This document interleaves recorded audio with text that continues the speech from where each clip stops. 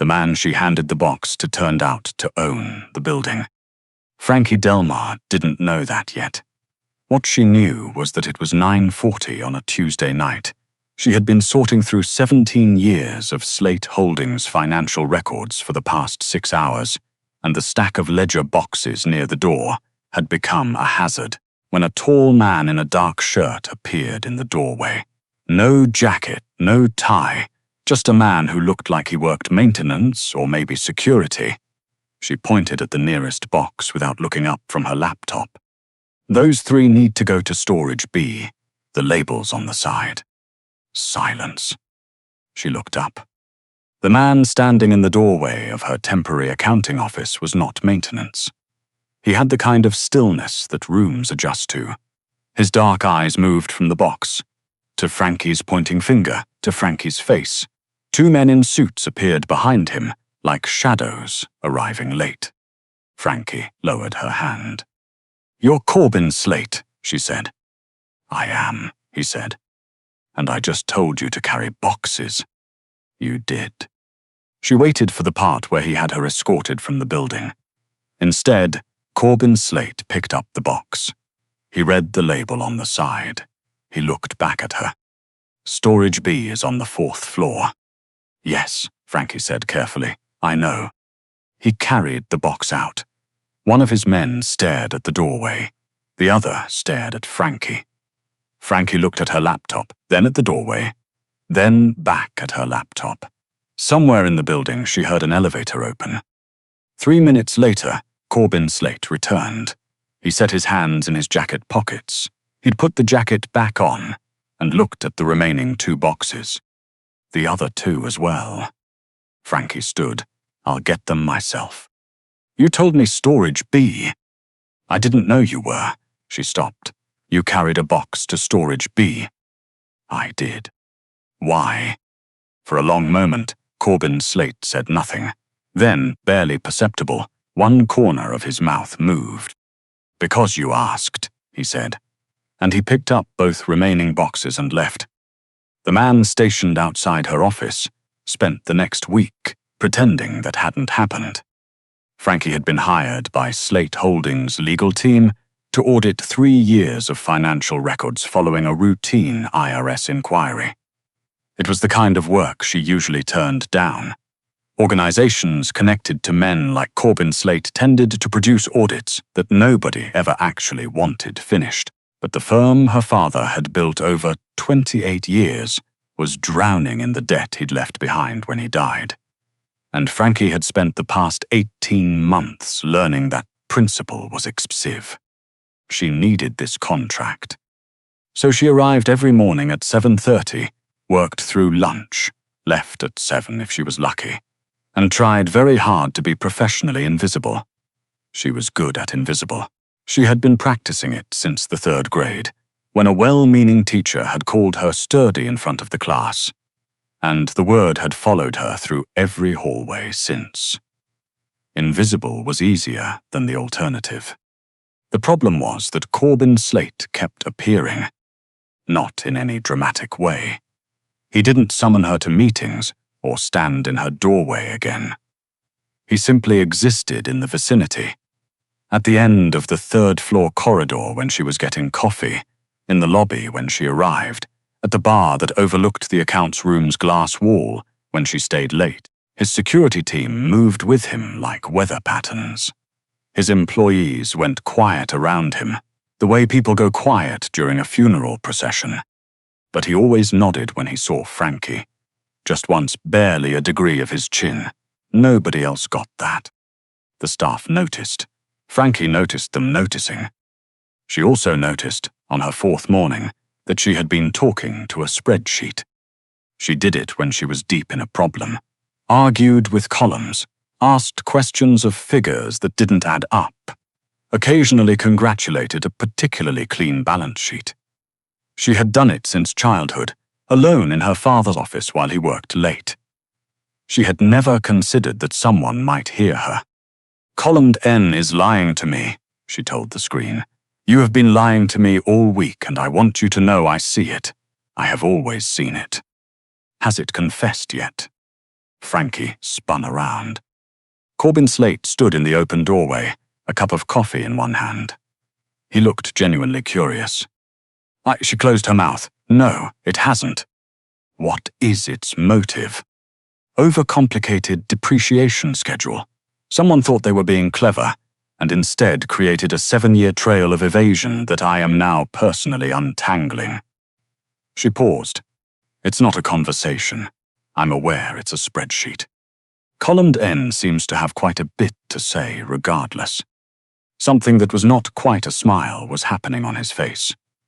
Frankie found it deeply alarming, for reasons she could not fully explain. Would you like to come in? She asked, because he was technically paying for her time. I already have coffee, he said. That wasn't the question. He came in. He sat in the chair across from her desk.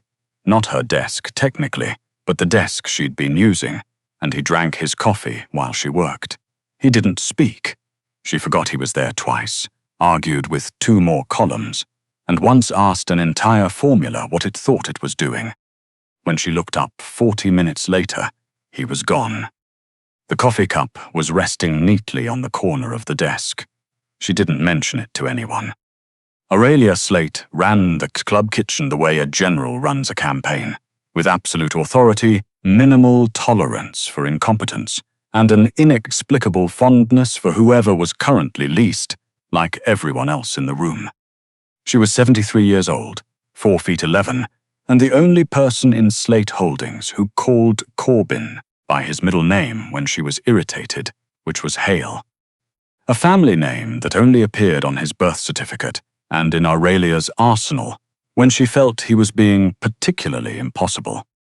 She found Frankie in the small staff kitchen on a Thursday evening, eating leftover chicken from a gas station container she'd bought on the way in. Aurelia sat down across from her without asking. She looked at the container. She said nothing for 3 full seconds. That, Aurelia said, is not food. It has protein, Frankie said. It has the texture of regret. Aurelia stood, walked to the staff refrigerator with the certainty of someone who had never needed permission for anything, and returned with a covered plate. She set it in front of Frankie and sat back down. Frankie looked at it, looked at Aurelia. Is this? Eat. I made too much. Frankie ate. Halfway through, she made an involuntary sound that could only be described as relief. Good, Aurelia asked. I haven't had a real meal in 4 days. I know. I watch. At Frankie's expression, Aurelia waved a hand. Not in a strange way. I watch everyone. It's what I do. You work 14 hours and eat sad food alone and never complain about the temperature in that office, which is frankly criminal.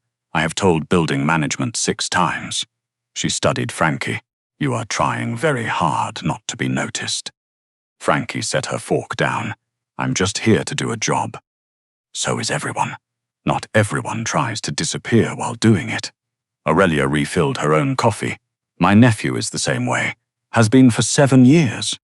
The word nephew landed differently than other words. Frankie didn't ask. She'd learned not to ask questions in professional environments that might get answered.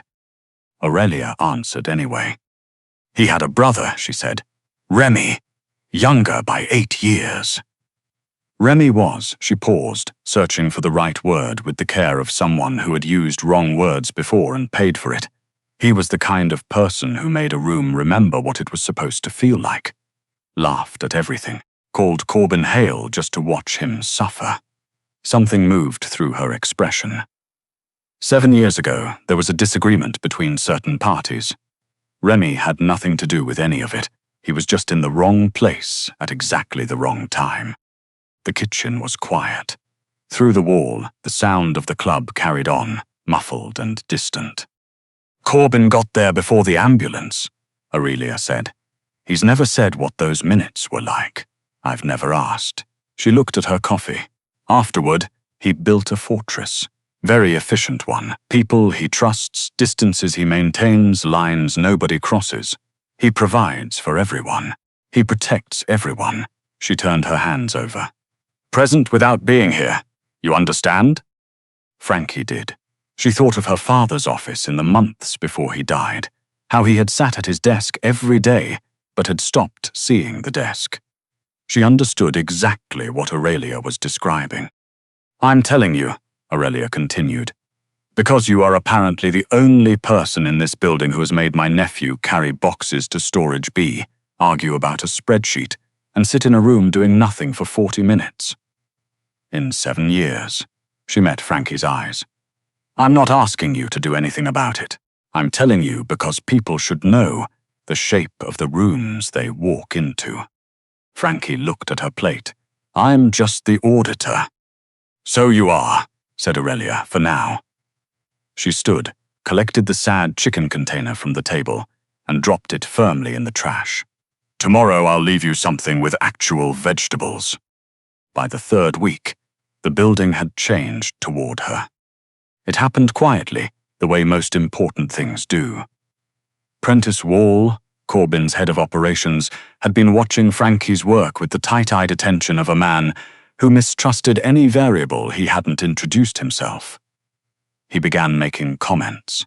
Nothing direct. Prentice was too careful for direct. He mentioned, in passing, to the floor manager that the auditor seemed to be accessing records outside her declared scope. He wondered aloud to the bartender whether forensic accountants were sometimes hired by parties other than the ones paying them. Within 48 hours, the staff that'd been pleasant to Frankie became professionally distant. The woman who had been saving her a particular parking spot suddenly had no memory of that arrangement. The security guy who had held the elevator now stepped in just as the doors closed. Frankie noticed. She kept working. She was good at continuing. She had continued for 18 months while her father's creditors called the office line, while the associates he had spent decades building relationships with quietly moved to more stable ground, while she sat at his desk and added up numbers that never quite reached the total she needed. Continuing was not a virtue, it was just what she had. One morning, Corbin arrived at the bar overlooking her office at his usual time, and she was not there. He stayed for 20 minutes. His assistant appeared twice. He sent the assistant away twice. That afternoon, he found Frankie in the stairwell on the 3rd floor landing, eating lunch on the steps, because the staff kitchen had become a place where conversations stopped when she entered. Corbin stopped on the landing below her. This is not a dining room, he said. The acoustics are surprisingly good. Frankie kept her eyes on her food. You don't need to be here, Mr. Slate. Corbin. She looked up. He was sitting on the step below her with the ease of a man who had eaten in worse places, which she doubted, but the ease was real. What happened? He asked. Nothing I can document. I'm not asking for documentation. She was quiet for a moment. There's a theory circulating that I might be working for someone other than your legal team. His expression didn't change. His eyes did. Who circulated it? I don't have names. I have a general sense of atmospheric temperature. Frankie. She looked at him. He had never used her first name before. I know about your firm, he said. What your father left behind. What you've been doing with it for the past 1.5 years. His voice was level, not gentle, not harsh, just honest. I'm not telling you because I intend to involve myself in your finances. I'm telling you because I want you to understand that I know exactly what you're doing here, and it is not what Prentice implied. The stairwell was very quiet. He doesn't know you like that, Corbin continued. He knows how to protect assets. He doesn't always know the difference between a threat and a person. He stood. Come back to the office. Tomorrow morning, have breakfast at the bar. If anyone has a comment about it, they can bring it to me directly. He walked back up the stairs. At the landing above, he paused. Also, he said, column N in the 2021 records is a depreciation fraud. The contractor falsified equipment values. I've known for 2 years. Frankie stared at him. You let me spend 4 days arguing with that column. You were very compelling, he said, and he went through the door. She sat on the step for 30 more seconds. Then she finished her sandwich and went back to work. The next morning she sat at the bar. Corbin arrived 11 minutes later with 2 cups of coffee and the morning briefing he usually took in his private office. He sat beside her, opened his folder, and read it there instead. Nobody said a word. Within 3 days, the parking spot reappeared. The elevator held. The change wasn't dramatic. Corbin didn't call a meeting, or make speeches, or issue warnings that anyone could quote afterward. He simply made himself visible in her vicinity, and the rooms that had been cooling toward her began to remember their original temperature. Prentice remained. He was quieter. Small things continued accumulating.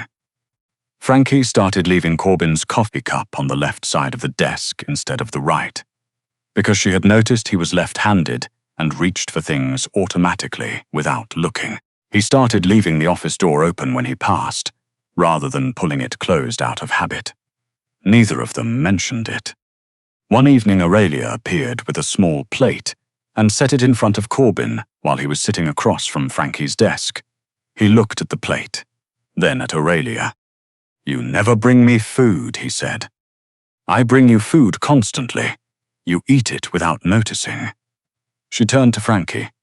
"He once ate an entire tray of my cornbread, standing at the kitchen counter, and told me he hadn't had dinner." "I don't remember that." "Because you were thinking about quarterly projections." She gave him a look that carried the full weight of 7 decades of accumulated opinion. "That's the point, Hale." Something shifted in his face at that name. Not painfully, differently, the way a window looks when someone opens it. Frankie kept her eyes on her screen. She was learning to notice things without looking directly at them. She didn't see it coming in the parking garage. It was a Thursday. She had worked until 8:30 and was walking to her car on level 2 when a man fell into step beside her. She registered him wrong at first, wrong car, cutting through the lane. Then he said her name. Not Miss Delmar, Frankie, with the specific weight of someone who'd been given it and told to use it. She turned, and he grabbed her wrist. She didn't freeze. She had grown up in her father's office, and her father's office had been in a neighborhood where freezing was a luxury nobody could afford. She yanked her arm downward and stepped into him the way her father had taught her, throwing his grip off balance. She dropped her bag, hit the car alarm on her key fob, and screamed once, loud, sustained, the kind of scream designed to carry through concrete walls. He caught her jacket. Fabric tore. The parking attendant came around the corner at a run, shouting. Somewhere above, a door slammed. 30 seconds later, the garage had 4 additional people in it, none of them wearing name tags. Corbin arrived before she expected him. He took one look at her torn jacket, at the man now against the wall, with 2 of his people holding him there, and the quality of his stillness changed entirely. It became something else, something that made the man against the wall go very pale and stop testing the grip on his arms. "Frankie." Corbin's voice was quiet. His eyes were not. "I'm fine," she said. Her hands were shaking. She did not mention that part. He crossed the garage and stopped in front of her. He looked at her wrist. Red but not injured. She'd gotten free before it mattered. He looked at her face. "You're not fine." "I'm fine adjacent." Her voice came out steadier than she had any right to expect, which is as close as I usually get on Thursdays. The parking attendant, Bernie, who was 80 years old and had possibly never moved that fast in his life, stood nearby breathing hard. Frankie turned to him. "Thank you," she said. "I mean that." Bernie waved a hand. 40 years ago I would have tackled him. At least I can still run." Corbin said very quietly to his security chief, "Call the police. Hold him. Find out who authorized his access." He looked at the man against the wall. with the expression of someone selecting the measured response over the available alternatives, and the man seemed to understand that this was mercy being extended, not weakness. Later, after the police, after the statements, after someone produced the information that the man had been sent by a competitor, who believed Frankie had copied sensitive documents from Slate Holdings records, which she had not. There were no such documents. The entire premise was wrong. Corbin found her sitting on the hood of her car in the now empty garage. He sat beside her. She waited for him to say she shouldn't have been there alone, shouldn't have stayed so late, should have let security walk her out. He said none of those things. "I heard the alarm," he said. She looked at him. "I was on the second floor." His voice was flat in the way of someone holding something flat deliberately. "I heard it and I knew." "Knew what?" "That it was you." He looked at his hands. "I have cameras in this garage. I have had cameras in this garage for 9 years. I have never once thought about those cameras the way I thought about them in the 40 seconds it took to get down here." The garage was very quiet. Somewhere above them, a car engine started and faded. "You can't make yourself responsible for everything that happens within range of you," Frankie said. "I can try." "You've been trying for 7 years," she said it gently, because it wasn't an accusation. "It didn't stop tonight. Nothing you built stopped tonight." He said nothing. "Corbin." She waited until he looked at her. "I'm here. Both things can be true. That something bad almost happened and that it didn't. You don't have to carry the almost." He looked at her for a long time. Something in his face shifted in a way she had only seen once before, in a photograph on Aurelia's bookshelf. Corbin younger, laughing at something off camera, in the time before whatever came after. "Your jacket is ruined," he said finally. "I have another jacket. I'll replace it." "You will not." She slid off the hood of her car and found her keys. "You'll let me drive home and not have someone follow me, because that would be somewhat overwhelming at this particular moment." "I was going to have someone follow you." "I know." She unlocked her car. "Don't."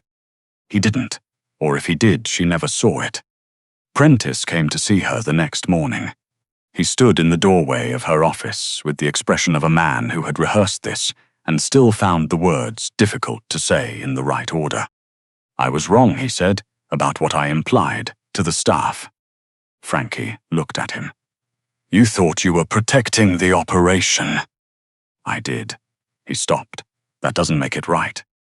"No," she agreed, "but people should be allowed to become better than their worst decision." Something in his face shifted. He nodded once and left. Later that afternoon, she heard he had spoken to the floor staff directly. She didn't ask for details. Some things were better trusted than verified.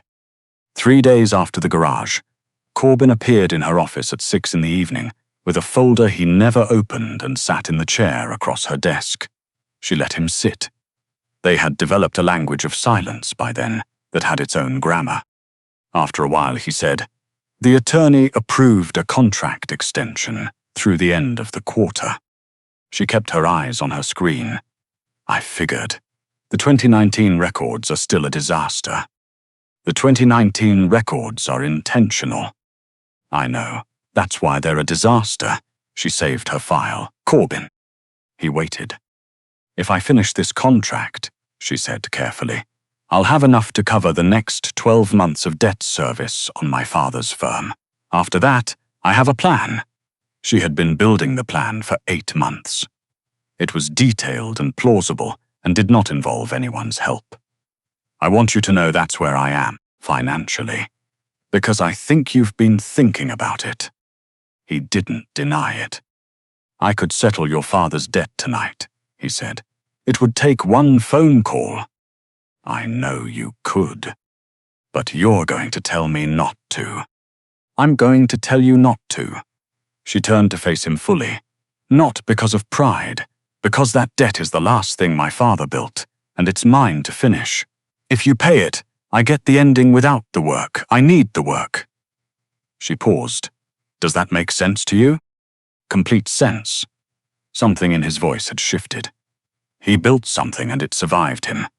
Now you're keeping it alive. Trying to. You are, he said it with the certainty of someone who had reviewed the numbers, which he almost certainly had. She looked at him. You investigated me. I investigate everyone who enters this building. That is the most mob boss sentence I have ever heard. One corner of his mouth curved, not slightly, actually curved. I could deny it. Please don't. She folded her hands on the desk. What did you find? Someone who has been making impossible decisions correctly for 18 months. He was quiet for a moment. Someone who argued with a spreadsheet and was right. Someone who ate in a stairwell for a week and never once complained about it. His eyes met hers. Someone I notice when they're not here. The room was very still. The past 3 days, he continued, I found reasons to be on every floor of this building except this one. Because if I came here, I was going to say something, and I haven't. He stopped. I haven't said something like this in a long time. Frankie's chest was doing something she hadn't authorized. Remy would have liked you, Corbin said. It came out quietly, as if he hadn't planned it. He would have decided immediately, the way he decided everything. He would have told me I was being an idiot for taking this long. He sounds like he was right about most things, she said. He was right about most things. He looked toward the window, then back at her. I stopped believing I would find someone who didn't feel like a risk I couldn't calculate. And then you handed me a box and told column N you could see through its lies. And I sat in that chair for 40 minutes, not reading a single word because I didn't want to leave. He said it plainly, without decoration. I don't want you to leave either, in the larger sense.